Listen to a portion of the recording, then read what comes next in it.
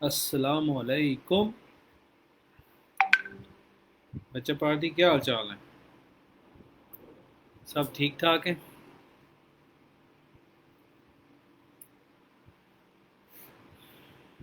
I hope आज के lecture में हमें वो परसों वाला सिनेरियो ना फेस करना पड़े।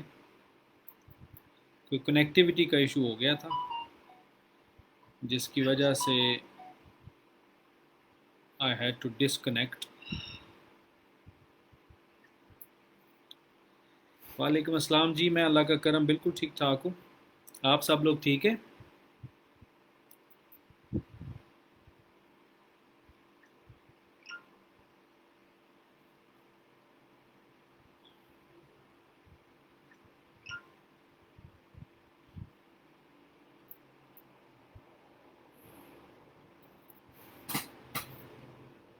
जी मैं भी अल्हम्दुलिल्लाह ठीक ठाक हूँ। हम लोग वेट कर लेते हैं 2-3 मिनट, जितने लोगों ने ज्वाइन करना वो कर लें, फिर शुरू करते हैं। मीनवाइल जो लोग आ चुके हैं वो अगर ये स्ट्रीम शेयर कर सकते हैं तो शुक्रिया इन एडवांस।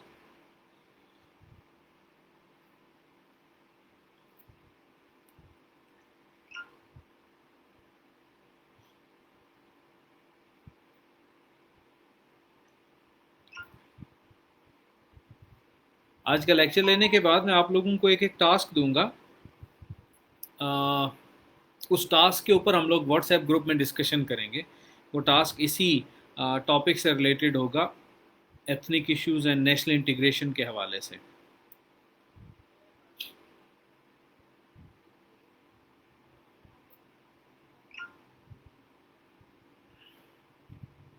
उस दिन हम लोगों ने नेशनल इंटीग्रेशन की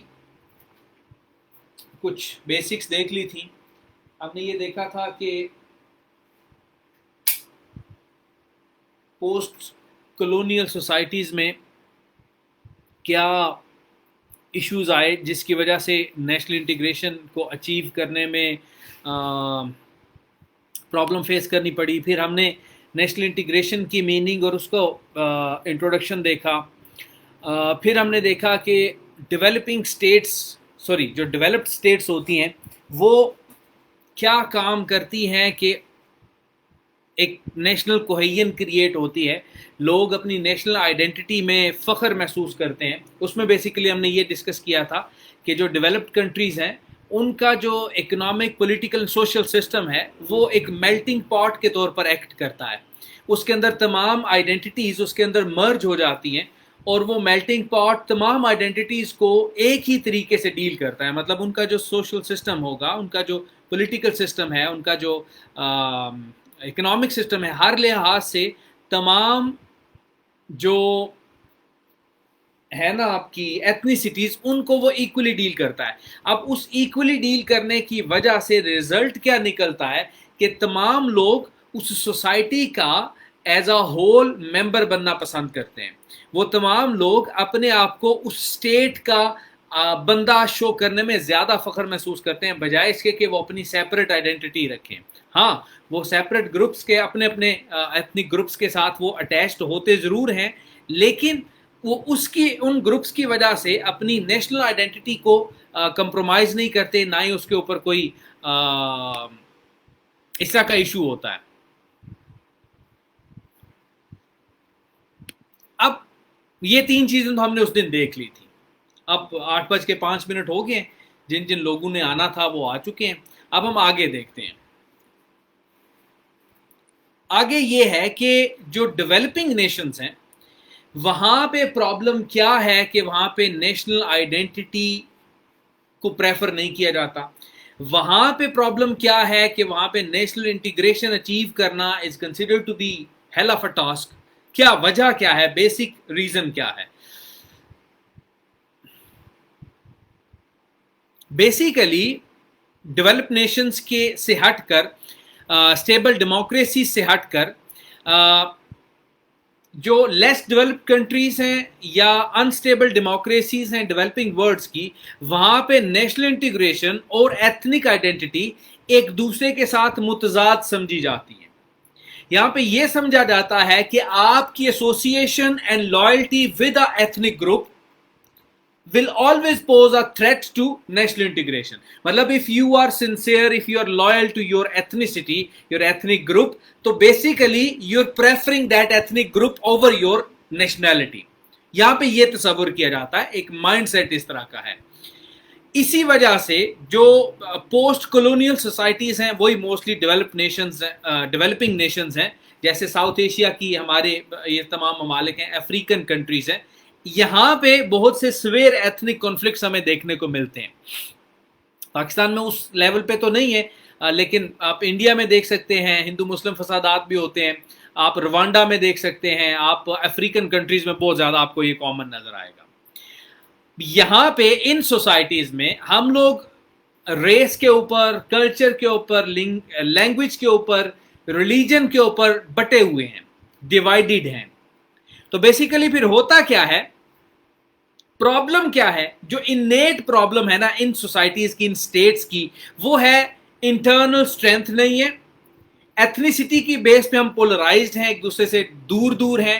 سوسائٹی فریگمنٹڈ ہے، ہمیں کوئی ایسے ایونٹس، کوئی ایسی انسینٹیوز نہیں ملتے کہ ہم سوسائٹی میں اکٹھے رہیں. انسٹیٹیوشنل ویکنیسز ہیں. انسٹیٹیوشنز کسی ایک خاص ایتھنک گروپ کو یا کسی ایک خاص ریلیجیس گروپ کو، کسی ایک خاص کلچرل گروپ کو پریفرنس دیں گے اوور اندر گروپ. ایون ہماری سوسائٹی میں اگر ہم گراس روٹ لیول کی مثال لیں تو ہم تو کاسٹ کو بھی پریفر کرتے ہیں. اف آئی ایم ہاشمی، میں کوئی آفس ہولڈر ہوں اور میرے پاس جاب اپرچونیٹیز ہیں، میں آفر کر سکتا ہوں، تو کوئی ہاشمی آئے گا تو میں اسے زیادہ پریفر کروں گا. کوئی راجپوت ہے اس کو راجپوت پریفر کرے گا، جو کوئی اور ہے. ہم یہاں تک انسٹیٹیوشنز میں اس حد تک ہماری ویکنیس پائی جاتی ہے. We don't see credibility, we don't see merit, we don't see promotions and things like that. ہم لوگ افیلیشنز دیکھتے ہیں، جس وجہ سے ہمارے انسٹیٹیوشنز ویک ہیں. تو ہم اگر ڈیولپنگ نیشنز کی پرابلمز دیکھیں تو کیا ہے، انٹرنلی اسٹرینتھ نہیں ہے، ایتھنیسٹی کی بیس پہ ہم لوگ پولرائزڈ ہیں، سوسائٹی ڈیوائیڈڈ ہے ڈفرینٹ ایشوز میں، چاہے وہ سیکٹس کا ایشو ہو جائے، چاہے وہ کاسٹ کا ایشو ہو جائے، چاہے وہ ریلیجن کا ایشو ہو جائے، کسی چیز کا بھی ہم لوگ اس پہ ڈیوائیڈڈ ہیں. اور ہمارے انسٹیٹیوشنز ہمیں بجائے اس کے کہ وہ یکجا کریں، تمام لوگوں کا کمبینیشن ہمیں انسٹیٹیوشنز میں نظر آئے، ہمیں وہاں پہ بھی نظر آتی ہیں. فیورٹزم نظر آتا ہے، نیپوٹزم نظر آتا ہے، ریڈ ٹیپزم، یہ ساری چیزیں ہمیں وہاں پہ نظر آتی ہیں. یہاں پر ہماری جو سوسائٹی ہیں ڈیولپنگ نیشنز کی ڈیولپڈ نیشن سے اس طرح مختلف ہیں کہ یہاں پہ سوشل اور پولیٹیکل آرگنائزیشنز اس طرح کی نہیں بنائی جاتی کہ جہاں پہ تمام لوگوں کو سوشلائز کیا جائے، جہاں پہ تمام لوگوں کی جو لائلٹیز ہیں ان کو ٹورڈ اسٹیٹ سنڈیکیٹ کیا جائے. پھر ہوتا کیا ہے، اگر کسی ایک ایتھنک گروپ کو فیور دیا جا رہا ہے، اگر کسی ایک ریلیجیس گروپ کو، کسی ایک سیکٹ کو، کسی ایک کاسٹ کو فیور دی جا رہی ہے، تو جو باقی کی کاسٹ، سیکٹ، ریلیجن وہ ہوں گے، وہ اس کو، اسٹیٹ کی اس پالیسی کو اپنے لیے کانفلکٹ تصور کریں گے. وہ پھر ہوگا کیا کہ اسٹیٹ کی کسی قسم اس میں مسٹرسٹ کریٹ ہو جائے گا. دیکھیں جی، اسٹیٹ اس چیز کو پریفر، آج بلوچستان کے اکثر لوگ یہ سوچتے ہیں that Punjabis are preferred over the superior posts. اسی طرح سندھ میں بھی سوچا جاتا ہے پنجابیوں کو. میرا ایک دوست تھا، وہ کہتا تھا پنجابی سامراج، مطلب ہمارا آپس میں آبویسلی مذاق ہوتا تھا، لیکن وہ اس طرح کہا کرتا تھا مجھے. تو ہوتا بیسیکلی کیا ہے، ان کی لڑائی پنجابیوں سے نہیں ہوتی، چونکہ پنجابیوں کو پریفرنس دی جا رہی ہوتی ہے، چونکہ پنجابی زیادہ مقدار میں انہیں نظر آتے ہیں ترقی کرتے ہوئے، اس لیے وہ جو اسٹیٹ کا غصہ ہے، obviously state itself تو کوئی چیز نہیں ہے نا، بندوں سے مل کر ہی، تو میجورٹی جب وہاں پہ پنجابی ہوں گے تو ان کی طرف ان کا غصہ نکلتا ہے. تو یہ جو اینیموسٹی ہوتی ہے toward state, not toward people, not it is not interpersonal, ایک دوسرے کے ساتھ یہ نہیں ہوتی، یہ اسٹیٹ کی طرف ہوتی ہے. پھر اس کی کسی قسم کی پالیسیز بھی جو ہوتی ہیں نا، ان کو اینٹی ایتھنک پرسیو کیا جاتا ہے. उनको ये समझा जाता है जी ये हमें साइड लाइन लगाने के लिए ये पॉलिसी अपनाई जा रही, चाहे उसमें आपका फायदा ही क्यों ना हो, चाहे आप उस पॉलिसी का हिस्सा बनकर उसको मजीद मजबूत कर सकते हैं, अपनी एथनिसिटी को ऊपर ला सकते हैं, लेकिन उस मिसट्रस्ट की वजह से आप बिल्कुल ही ट्रस्ट नहीं करते। तो इस वजह से स्टेट कोई सोसाइटी में रब्त क्रिएट करने में, कोहेजन क्रिएट करने में, नेशनल इंटीग्रेशन अचीव करने में फेल हो जाती है। डेवलपिंग स्टेट्स की ये प्रॉब्लम है। यहां तक समझ आ गई आप लोगों को? जो लोग लेट आए हैं वो शुरू से सुन सकते हैं। मैंने पिछला जो हमने 2-3 पॉइंट्स डिस्कस किए थे उनको मैंने ब्रीफली एक्सप्रेस किया है।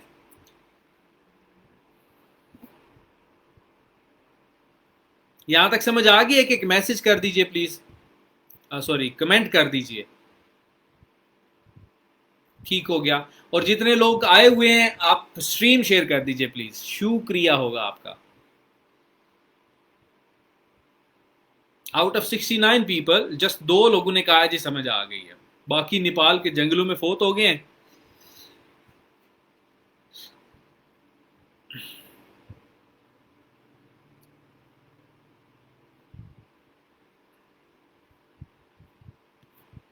कमेंट करते रहे ना, तो मुझे लगता है कि आप लोग मेरे साथ इंटरेक्ट कर रहे हो, आप लोग यहाँ पे मौजूद हो, आप लोग एक्टिवली पार्टिसिपेट कर रहे हो। जब कमेंट नहीं आते तो फिर मुझे लगता है कि आप शायद टिल्ले पड़े हुए हैं और आप लोगों को समझ नहीं आ रही है, कुछ इस तरह का सिनेरियो है। तो मेंटली तैयार रहा करें।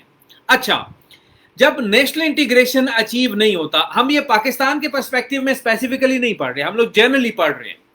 जब नेशनल इंटीग्रेशन अचीव करनी होती है,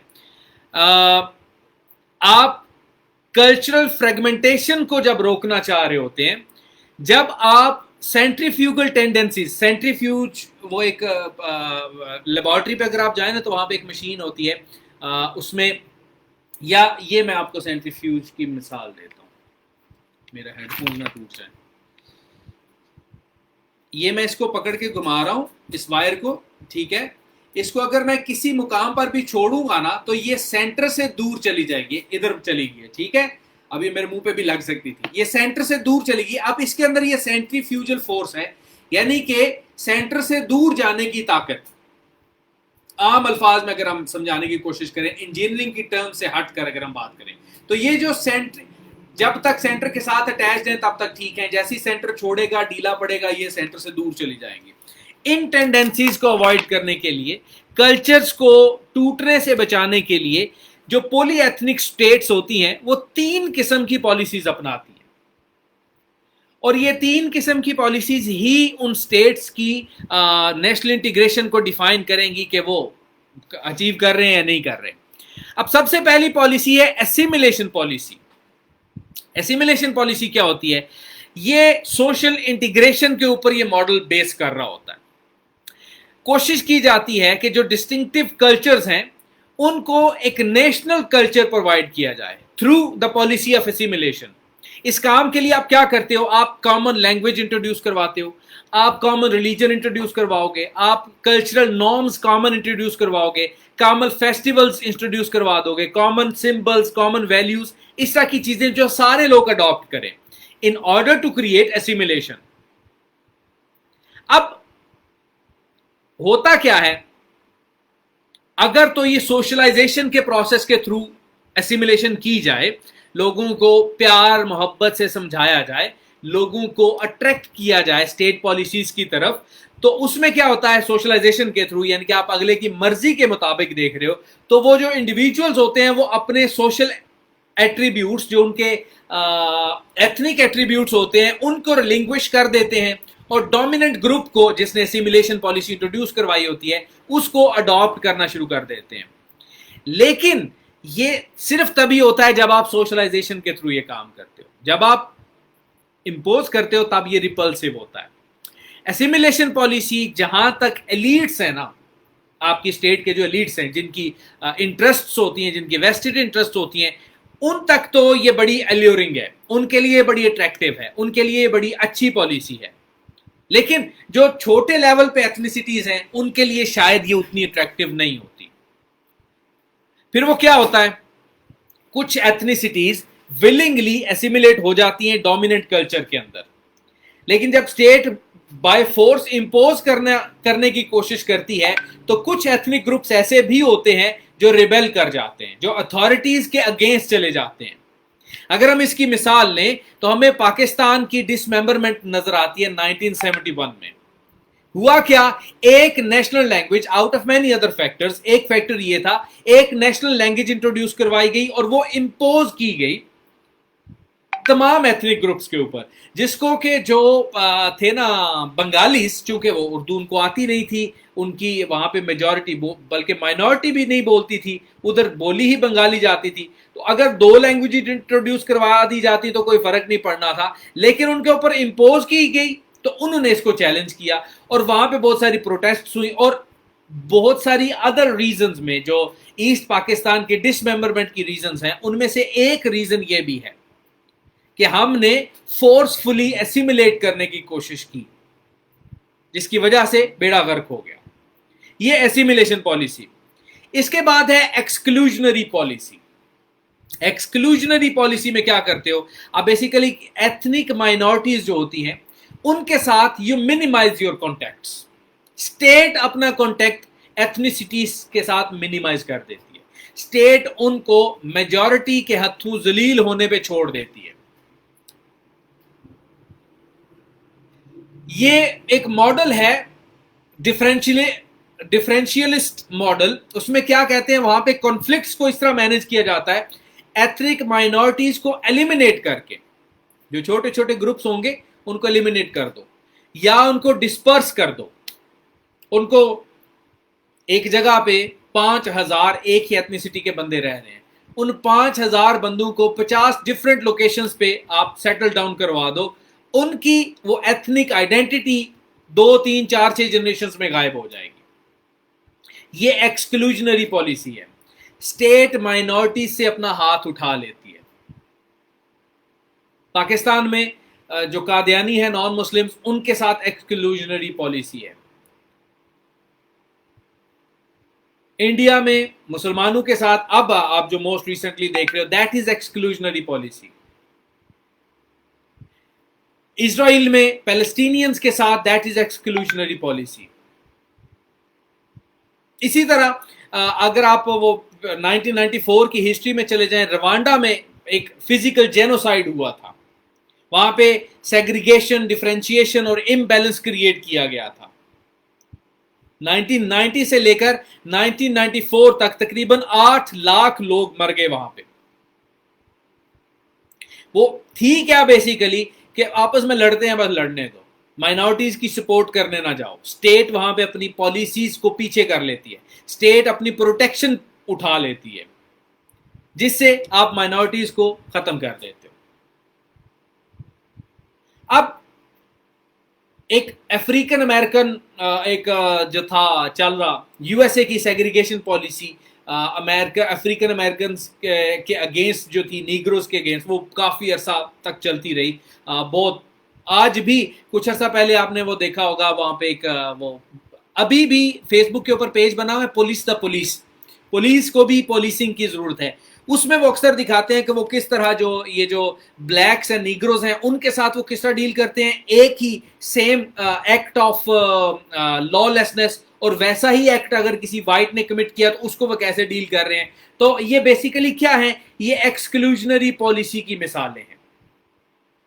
इससे आप अगर छोटे लेवल पर कोई माइनॉरिटीज हो, उनको उनका बेड़ा गर्क तो कर सकते हो, उनका कला कमा कर सकते हो, लेकिन जहां पे आपकी स्टेट वाइज तो वो माइनॉरिटी हो सकती है, लेकिन अपने रीजन के मुताबिक वो मेजॉरिटी है, जैसे कश्मीर में मुसलमान मेजॉरिटी में है, तो वहां पे आपके लिए ये प्रॉब्लमेटिक हो सकता है।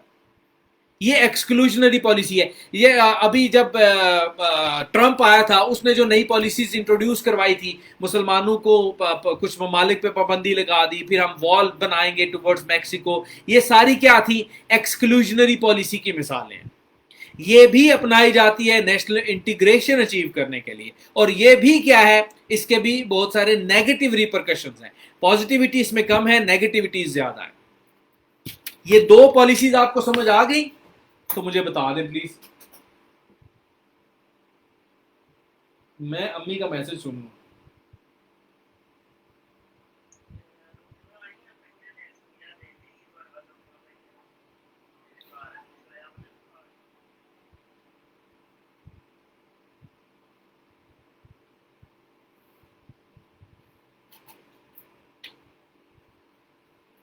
ایک ایک کمنٹ کر دیں, میں دیکھوں گا ذرا کہ کتنے کوئی یہ لیکچر کہاں تک شیئر ہوا ہے.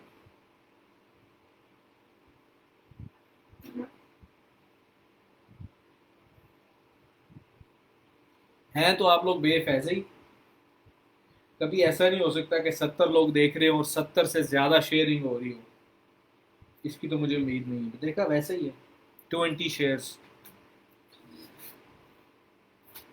اچھا جی, بہت ہی اچھی طرح سے سمجھ آ گئی ہے, چلیں گڈ ہو گیا.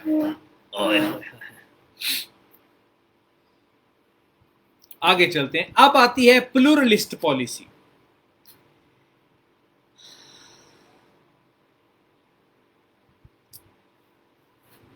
آج کا جو پولی ایتھنک سٹیٹس ہیں, جہاں پہ جو اسپیشلی ڈیولپنگ نیشنز جہاں پہ ہیں, وہاں پہ ہمیں کافی جگہوں پر اسیمیلیشن پالیسی یا ایکسکلوژنری پالیسی پریکٹس ہوتی ہوئی نظر آ رہی ہے. But still pluralism exists all over the world, چاہے کہیں چھوٹے لیول پر ہے چاہے کہیں بڑے لیول پر ہے, اٹ اسٹل ایگزسٹس. ایک پلورل سوسائٹی کہا کسے جاتا ہے؟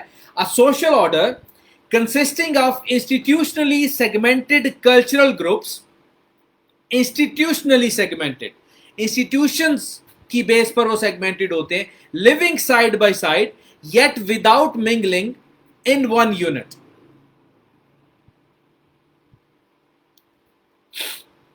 اس میں ہوتا کیا ہے؟ one cultural section monopolizes the power, controls the state apparatus and is dominate over other groups. Pluralism اسی وقت پالیسی آبجیکٹو کے طور پر ایکسیپٹیبل ہوتا ہے, ایپلیکیبل ہوتا ہے, جہاں پہ اسٹیٹ کا رول بڑا امپورٹنٹ ہوتا ہے. وہاں پہ ہوتا کیا ہے؟ اسٹیٹ کی جتنی پریکٹسز ہیں مور اور لیس, ان کی کوشش یہ ہوتی ہے کہ جتنے بھی ہمارے مین ایتھنک گروپس ہیں, 5 ہو سکتے ہیں 7 ہو سکتے ہیں, ان کی کنفلکٹنگ انٹرسٹ کو اکوموڈیٹ کیا جائے, ان کو اکٹھے بٹھایا جائے. پلورلسٹ پالیسی کے اندر پریفرنشل پروگرامز دیے جاتے ہیں, پریفرنس دی جائے گی فلانے کو, پریفرنس دی جائے گی فلانے کو, جاب مارکیٹ میں دیے جاتے ہیں, ایجوکیشن سسٹم کے اندر, ورک پلیس کے اندر. پھر الیکٹورل میکنزم جو ہوتا ہے وہ ایک agreed, mutually agreed electoral mechanism ہوتا ہے پولیٹیکل سسٹم کے اندر. پھر وہاں پہ ہوتا کیا ہے؟ انڈیویجولز اور گروپس کو سوسائٹی کے اندر نیشنل انٹیگریشن اچیو کرنے کے لیے انکارپوریٹ کیا جاتا ہے, ایک ایک بندے کی امپورٹنس سمجھی جاتی ہے.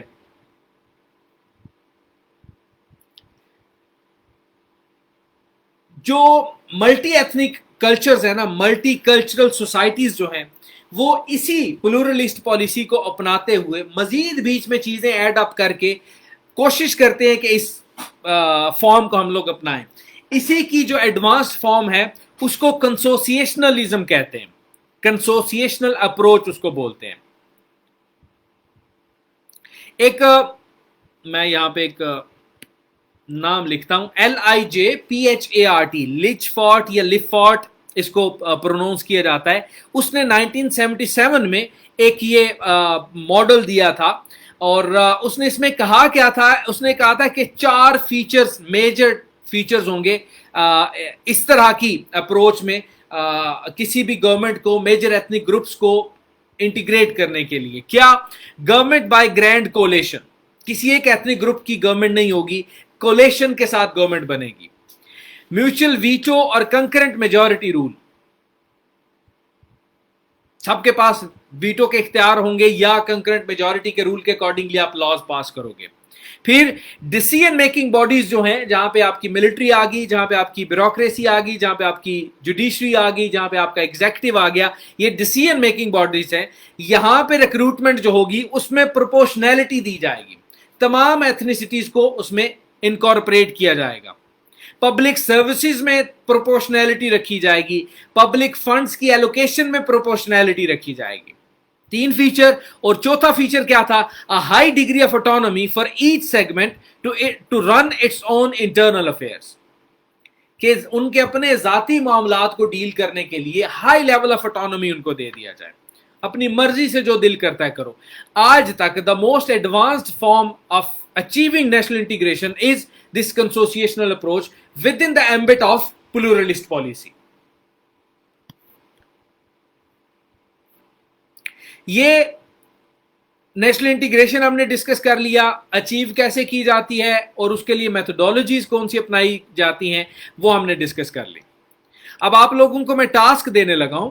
टास्क ये है, ये आप लोगों ने व्हाट्सएप के साथ व्हाट्सएप पे मेरे साथ शेयर करना है एक एक कमेंट में, और वो कमेंट 4 लाइनों से ज्यादा नहीं होगा.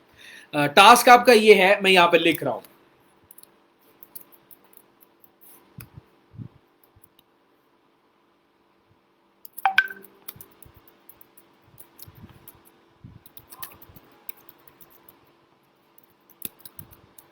मुझे कमेंट्स लेट मिलते हैं जी.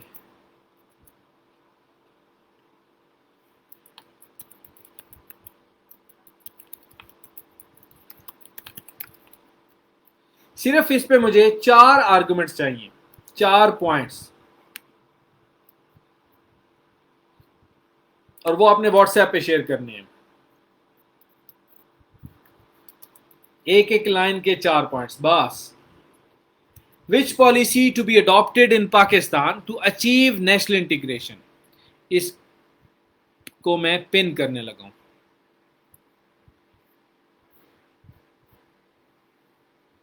कोटा सिस्टम बेसिकली आप एथनिसिटीज को प्रमोट करने के लिए नहीं करते, वो आप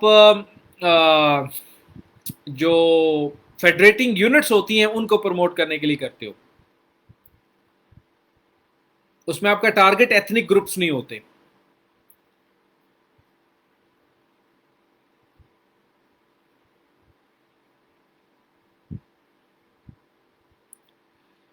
कोई क्वेश्चन नहीं है? इतना क्लियर समझ आ गया? वाह, कितना अच्छा पढ़ाता हूं मैं.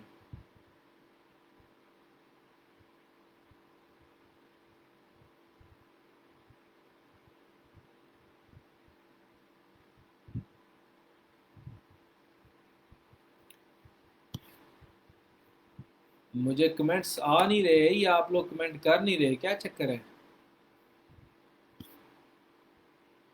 The question which is of utmost importance when a state imposes on you a virtual ideology having no relation with your culture and history, what happens then? System of Pakistan is just like this. ये आपकी perception हो सकती है, मतलब what you are thinking. Social sciences में कोई चीज भी कंक्रीट फॉर्म में 100% ट्रू नहीं हो सकती. मुनीब जो सोच रहा है, लाजमी नहीं मैं भी वो सोचूं, लाजमी नहीं. हो सकता है सबा उसके साथ जो है ना वो एग्री कर रही हो सकता है यशफा उसके साथ एग्री ना कर रही हो सकता है मेरा और महक का आपस में आइडियोलॉजी मैच कर रही है लेकिन मुनीब के साथ स्टिल मैच नहीं कर रही. तो होता क्या है कि आपको इनकॉर्पोरेट क्या किया जाता है ब्रेन के अंदर, उस पर डिपेंड करता है कि आपकी आइडियोलॉजी क्या फॉर्म होगी. अब वो इनकॉर्पोरेशन आपके घर से शुरू होती है, आपकी स्कूलिंग से जाती है, आपकी यूनिवर्सिटीज में जाती है, और आपकी पर्सनल रीडिंग पे डिपेंड करती है. सबसे बेहतरीन जो लर्निंग होती है, सबसे बेहतरीन जो आइडियोलॉजी फॉर्मेशन है, that comes from your own learning. जो आप डिग्रीज करने के बाद, इंडिविजुअल रीडिंग के बाद आप जिस नतीजे पे पहुंचते हो, और उसमें भी होता क्या है, उसमें भी टिल्ट होता है, उसमें भी आपकी पर्सनैलिटी का बहुत ज्यादा इफेक्ट होता है. आपको बचपन से क्या बताया जा रहा है, आप उसी की बेस के ऊपर किताबें भी पढ़ते हो. होना यह चाहिए कि आपने एक किताब ली, स्कूल ऑफ थॉट एक पढ़ा, अब अपोजिट स्कूल ऑफ थॉट को भी पढ़ो, फिर शायद आप लोग उसको समझ सको. फिर जो आप कंपैरिजन करोगे वो आपका अच्छा जवाब आएगा. High level of autonomy. High level of autonomy से मुराद ये होता है कि इंटरनल अफेयर्स में वो जो कुछ करना चाहें, स्याह करें सफेद करें, उनको छोड़ दो, उनके ऊपर गद्दारी के लेबल्स मत लगाओ. स्टेट अपने पास कम्युनिकेशंस रख ले, स्टेट अपने पास फॉरेन पॉलिसी रख ले, स्टेट अपने पास डिफेंस रख ले, स्टेट अपने पास लॉजिस्टिक्स रख ले. इस तरह की चीजें, जो मेजर चीजें जो स्टेट को कंट्रोल करनी चाहिए, जो सेंट्रल अथॉरिटी को कंट्रोल करनी चाहिए, वो रख ले. बाकी फेडरेटिंग यूनिट को दे दिया जाए कि वो उसको डील करे जैसे भी वो डील करना चाहता है.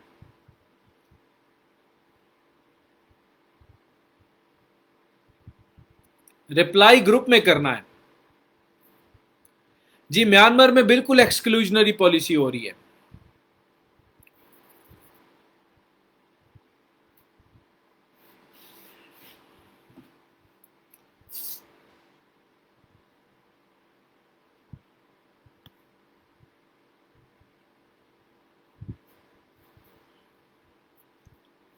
कल तक आप लोगों के पास टाइम है और मुझे रिसर्च बेस्ड पॉलिसीज चाहिए, कहानियां नहीं चाहिए, बुकिश नॉलेज नहीं चाहिए। पढ़िए कि कैसे नेशनल इंटीग्रेशन अचीव की जाती है, बेस्ट मेथोडोलॉजीज कौन सी हैं, मुझे थीरीज बेस्ड आंसर चाहिए।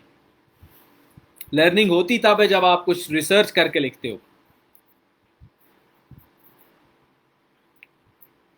चलें जी, मुझे मजीद कोई कमेंट्स नहीं आ रहे, दैट मीन्स के सवालात और जवाबात का सिलसिला ख़त्म हुआ चाहता है। और अपना ध्यान रखें, खुशबाश रहें। मिलते हैं इंशाल्लाह मंडे को अगले लेक्चर के साथ। Take care, bye bye, tata, अल्लाह हाफिज़।